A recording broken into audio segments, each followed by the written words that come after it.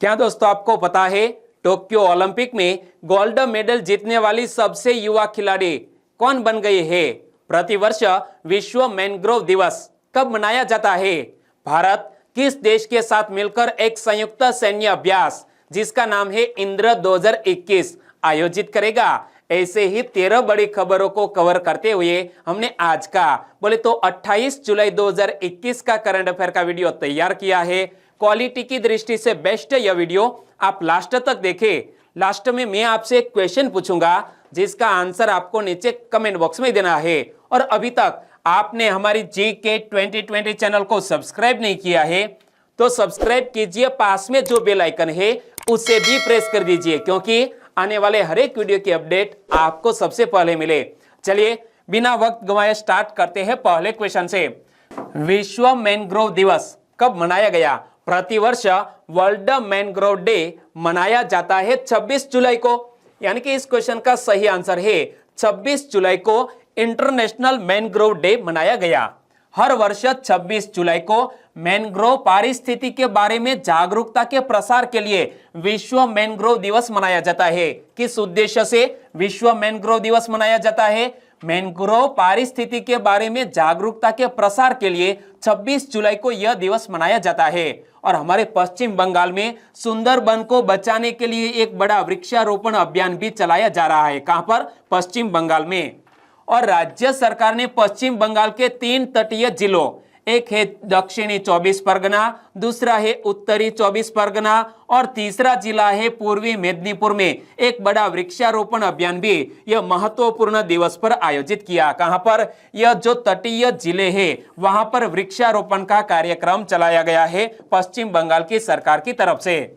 और मैंग्रोव ऐसे क्षुप या वृक्ष होते हैं जो खारे पानी या अर्ध खारे पानी में पाए जाते हैं। दोस्तों जियोग्राफी की दृष्टि से हमें याद रख लेना है कि आखिरकार मैंग्रोव किसे कहते हैं। ऐसे क्षुप या वृक्ष होते हैं जो खारे पानी या अर्ध खारे पानी में पाए जाते हैं। और अक्सर यह ऐसे तटीय क्षेत्रों में होते हैं जहां कोई नदी किसी सागर में बह रही होती है जिससे जल में मीठे पानी और खारे पानी का मिश्रण होता है। क्या? खारे पानी और मीठे पानी का मिश्रण होता है जहां पर नदी समुद्र को मिलती है। और मैंग्रोव शब्द दक्षिण अमेरिका के एक आदिवासी भाषा, कौन सी भाषा? गुरुरानी भाषा, गुआरानी भाषा से उत्पन्न हुआ है और फिर विश्व भर की भाषाओं में फैल गया। तो यह भी हमें याद रख लेना है कि मैंग्रोव शब्द है वो एक आदिवासी भाषा जिसका नाम है गुआरानी। गुआरानी भाषा से यह मैंग्रोव शब्द उत्पन्न हुआ और बाद में पूरे विश्व में फैल गया। और दोस्तों ऐसा ही एक महत्वपूर्ण दिवस वर्ल्ड वेटलैंड डे कब मनाया जाता है? 2 फरवरी को प्रतिवर्ष वर्ल्ड वेटलैंड दिवस मनाया जाता है, यानी कि विश्व आर्द्र भूमि दिवस। और मनुष्य द्वारा मैंग्रोव वनों का प्रयोग अनेक रूपों में किया जाता है। पारंपरिक रूप से स्थानीय निवासियों द्वारा इसका प्रयोग भोजन, औषधि, टेनिन, ईंधन तथा इमारती लकड़ी के लिए किया जाता है। यह मैंग्रोव जंगलों का इस्तेमाल दोस्तों लोग कहां पर करते हैं? भोजन, औषधि, टेनिन, ईंधन तथा इमारती लकड़ी के लिए इसका इस्तेमाल करते हैं। और दोस्तों इसी तरह हर क्वेश्चन से जुड़े इंपॉर्टेंट फैक्ट में आपके सामने रखूंगा। हमारा यह तरीका आपको अच्छा लगता है लाइक करना मत भूलिएगा। दूसरा क्वेश्चन है आपकी स्क्रीन पर, टोक्यो ओलंपिक की स्वर्ण पदक जीतने वाली सबसे युवा खिलाड़ी कौन बन गए? दोस्तों स्टार लगा लो इस क्वेश्चन पर क्योंकि यह क्वेश्चन एग्जामिनेशन के पेपर में छपेगा। टोक्यो ओलंपिक की स्वर्ण पदक जीतने वाली सबसे युवा खिलाड़ी कौन बन गई है? जापान देश की 13 वर्षीय युवा जिसका नाम है मोमिजी निशिया। क्या? मोमिजी निशिया ने सिर्फ 13 वर्ष की आयु में गोल्ड मेडल जीत लिया है। इमेज में आप देख सकते हैं मोमिजी निशिया को कौन सी इवेंट में गोल्ड मेडल जीता है? स्केटबोर्डिंग में। और स्केटबोर्डिंग को टोक्यो ओलंपिक में पहली बार शामिल किया गया है। तो जापान की मोमिजी निशिया टोक्यो ओलंपिक की स्वर्ण पदक जीतने वाली सबसे युवा खिलाड़ी बन गई है। उन्होंने विमेन्स इंडिविजुअल स्केटबोर्डिंग का स्वर्ण पदक अपने नाम किया है। तो यह भी हमें याद रख लेना है कि मोमिजी निशिया ने कौन सी इवेंट में गोल्ड मेडल जीता है? उन्होंने विमेन्स इंडिविजुअल स्केटबोर्डिंग का स्वर्ण पदक अपने नाम किया है। और 13 साल की मोमिजी निशिया ने स्केटबोर्डिंग में पहला ओलंपिक पदक जीतने वाली एथलीट भी बन गई है और स्केटबोर्डिंग को पहली बार इसी ओलंपिक में शामिल किया गया है। क्या इसी तरह दोस्तों स्केटबोर्डिंग की तरह 4 इवेंट और भी 3 है। एक तो हो गई स्केटबोर्डिंग, और भी 3 ऐसी इवेंट है, ऐसे खेल है जिसको टोक्यो ओलंपिक में स्थान दिया गया है। तो ये तीनों के नाम आपको याद है तो नीचे कमेंट सेक्शन में जरूर बताना, मैंने आपको यह बात बता दी थी। और इस इवेंट का रजत पदक भी युवा खिलाड़ी ने ही जीता। 13 वर्ष की ब्राजील की राइसा लियन ने दूसरा स्थान हासिल करते हुए रजत पदक अपने नाम किया है। तो यह भी हो गई ना बात कि हाल ही में एक 13 वर्षीय ब्राजील की युवा जिसका नाम है राइसा लियन ने भी ये स्केटबोर्डिंग में दूसरा स्थान हासिल किया है और इसमें रजत पदक जीता है। और तकरीबन 12 वर्ष से 47 वर्ष के व्यक्ति इस इवेंट में भाग ले सकते हैं।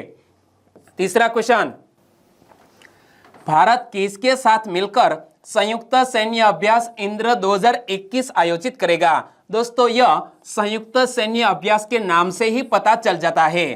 क्या नाम है? इंद्र। और इंद्र में 2 देशों के नाम शामिल है। IND बोले तो इंडिया, RA बोले तो रूस, यानी कि हमारा भारत देश हाल ही में रूस देश के साथ मिलकर एक संयुक्त सैन्य अभ्यास आयोजित करेगा। यानी कि इस क्वेश्चन का सही आंसर है ऑप्शन सी, रूस देश। भारत और रूस के बीच 12वां संयुक्त सैन्य अभ्यास इंद्र 21 1 से 13 अगस्त 2021 तक रूस के वोल्गोग्राद में आयोजित होगा। तो कब आयोजित किया जाएगा? 1 से 13 अगस्त के बीच। कहां पर आयोजित किया जाएगा? रूस के वोल्गोग्राद नामक शहर में। और अंतरराष्ट्रीय आतंकवादी समूहों के खिलाफ संयुक्त कार्यवाही संबंधी संयुक्त राष्ट्र के फैसले के अनुपालन में दोनों देशों की सेनाएं आतंक विरोधी अभ्यास यह इंद्र 2021 में आयोजित करेंगे। और इस अभ्यास में दोनों देशों के 250 सैन्य कर्मी हिस्सा लेंगे। भारतीय सेना के दल में मैकेनाइज्ड इन्फेंट्री बटालियन शामिल है। कौन भारतीय दल में शामिल है? मैकेनाइज्ड इन्फेंट्री बटालियन शामिल है। और इस बटालियन को भारत के विभिन्न हिस्सों में कठिन प्रशिक्षण दिया गया है, जिसकी बदौलत बटालियन ने संयुक्त सैन्य अभ्यास में हिस्सा लेने के लिए पूरी तैयारी भी कर ली है। चौथा क्वेश्चन, यूनेस्को की विश्व विरासत की सूची में किस देश के रॉक आर्ट हिमा को 6ठे धरोहर के रूप में शामिल किया गया? इमेज में आप देख सकते हैं रॉक आर्ट हिमा को हाल ही में 6ठे वर्ल्ड हेरिटेज साइट के रूप में शामिल किया गया है सऊदी अरब में। यानी कि इस क्वेश्चन का सही आंसर है सऊदी अरब का यह 6ठा वर्ल्ड हेरिटेज साइट बन गया है, जिसका नाम है रॉक आर्ट हिमा। और हाल ही में यूनेस्को की समिति की एक बैठक में यह घोषणा की गई है।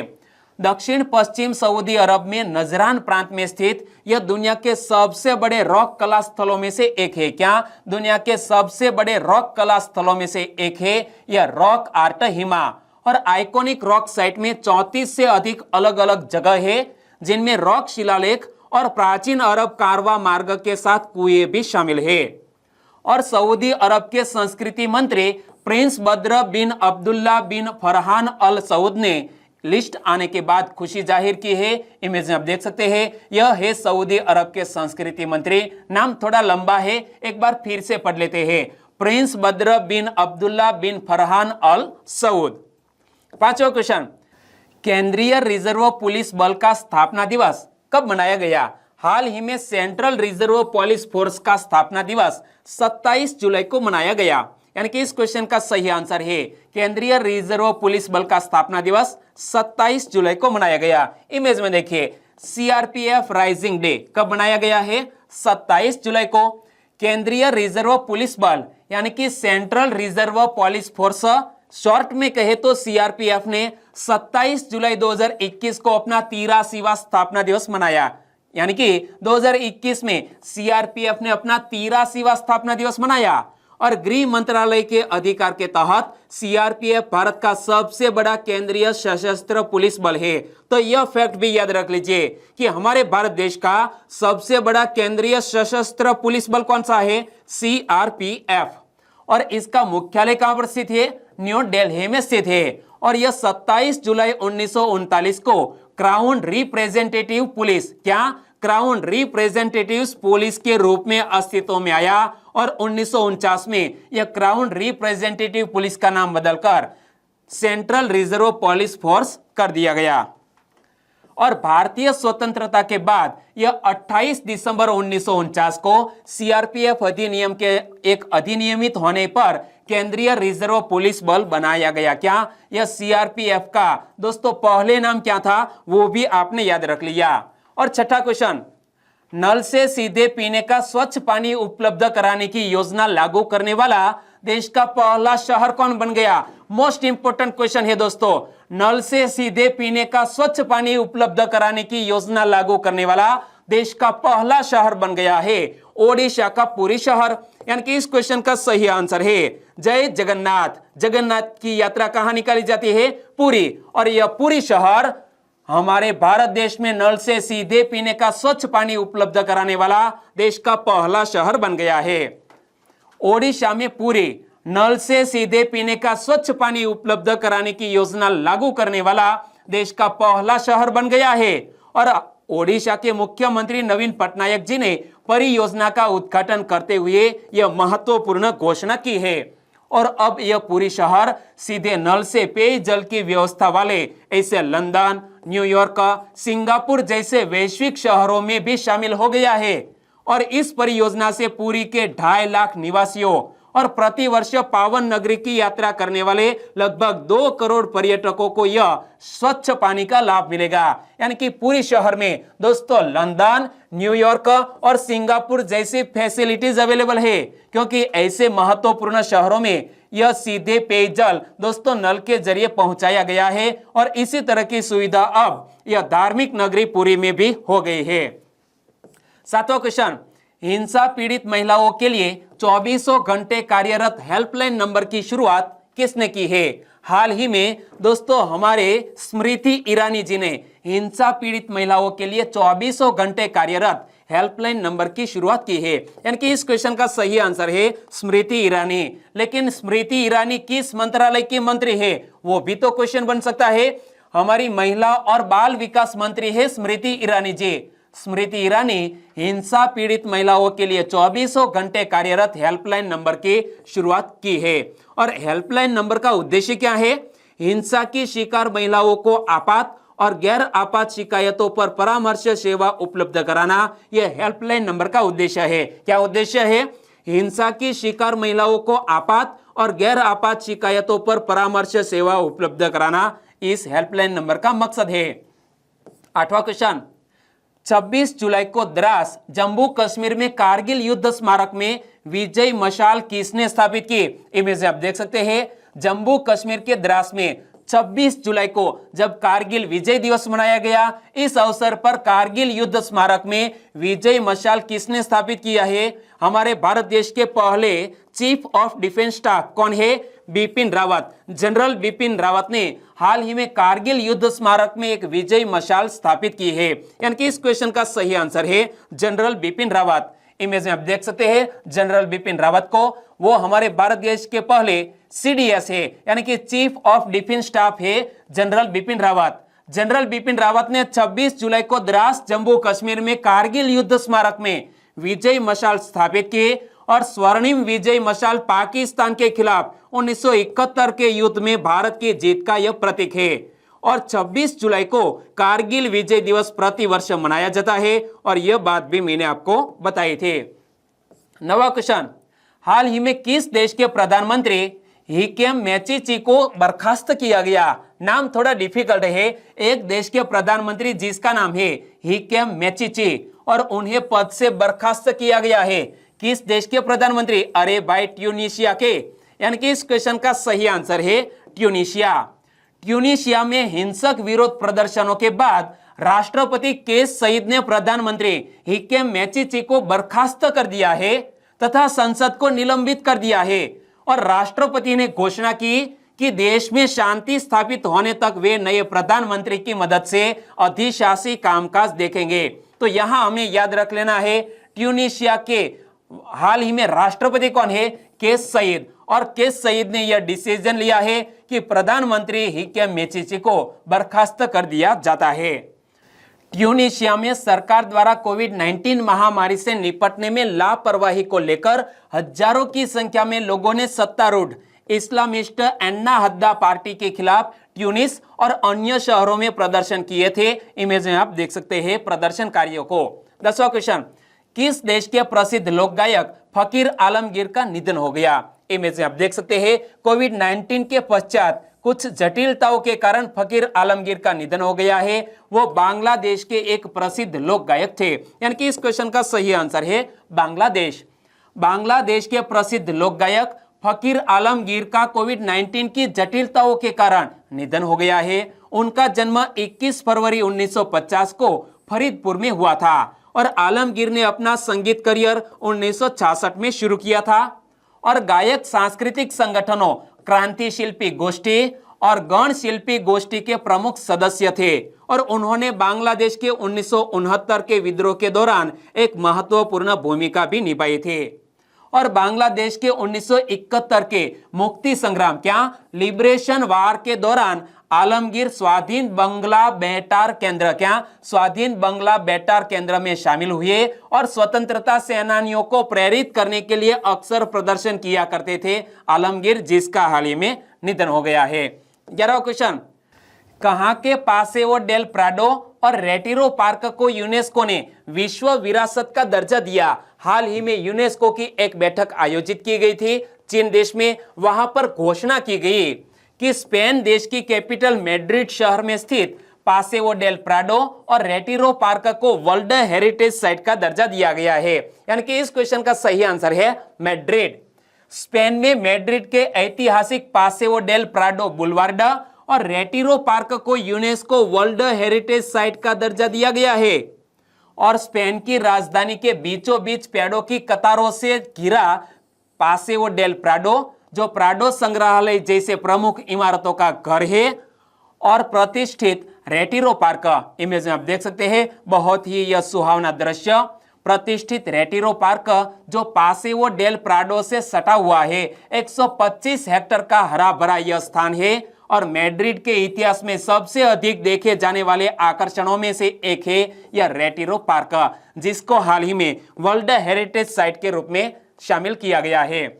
12वां क्वेश्चन, नासा ने किस ग्रह के चंद्रमा यूरोपा के मिशन के लिए स्पेस एक्स का चयन किया है? हाल ही में नासा ने बृहस्पति ग्रह के चंद्रमा यूरोपा के मिशन के लिए स्पेस एक्स का चयन किया, यानी कि इस क्वेश्चन का सही आंसर है बृहस्पति बोले तो जुपिटर।